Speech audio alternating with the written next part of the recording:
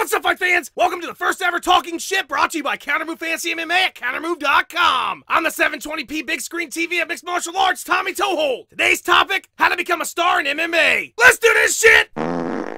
Alright, so the first thing you're going to want to do is become a world-class fighter. That's going to take a little bit of work on your part, so pause the video, go do all that shit, and then come back afterwards and we'll move on to step 2. Alright, you're a world-class fighter now. You're in the UFC, maybe you even broke into the top 10 as voted on by a jury of your non-fighting peers. Congratulations! Now it's time to market the shit out of yourself. Something I have no fucking clue why 95% of fighters aren't doing. I'll be the first cartoon to tell you that I don't know shit about fighting, but I do know that Conor McGregor is quickly making his way to the top of a division filled with axe murderers, and I know that Chael Sonnen is somewhere right now swimming in a pool filled with money. Ronda Rousey has to schedule her fights around the times that she's pretending to be someone else with The Rock for more dollars than you've made in your entire life up to this point. Tommy, I'm not that kind of fighter. I like to let my fighting speak for itself. That's fine. Ronda Rousey's fighting speaks the fuck out of shit. Let your fighting speak for itself, and then you speak afterwards and you make shitboats of cash.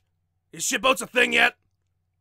It should be. The point I'm trying to make is this. Whether you like it or not, you're prize fighting, which means you're fighting for money, which means money and winning are the primary goals. If you're fighting for honor and the art of things, that's fantastic and respectable. Just don't expect to get rich with that shit. Unless you're one of the best fighters of all time. You're your own brand now. The second you showed up on TV, you went from a person to a product entirely owned and operated by you. So start selling that motherfucker. Why was Tim Tebow a big deal even though he threw the ball like a caveman and was a backup as a pro?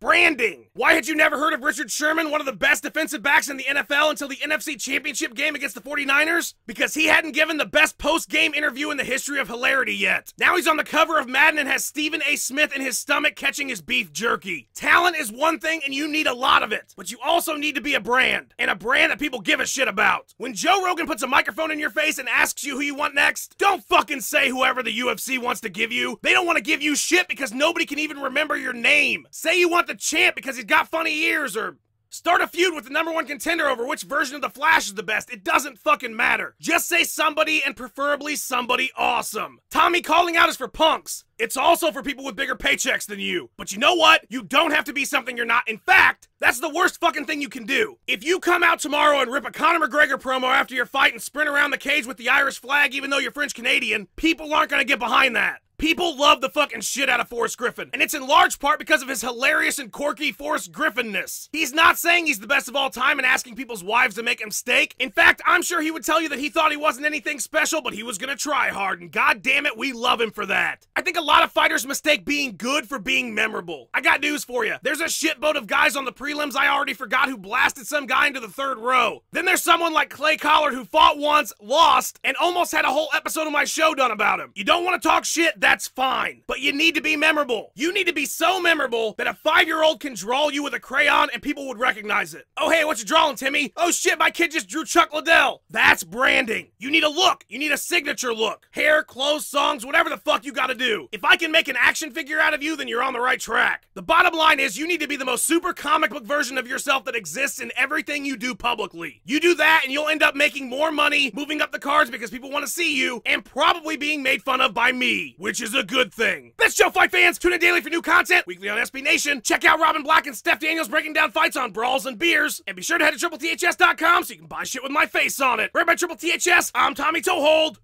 Hodor.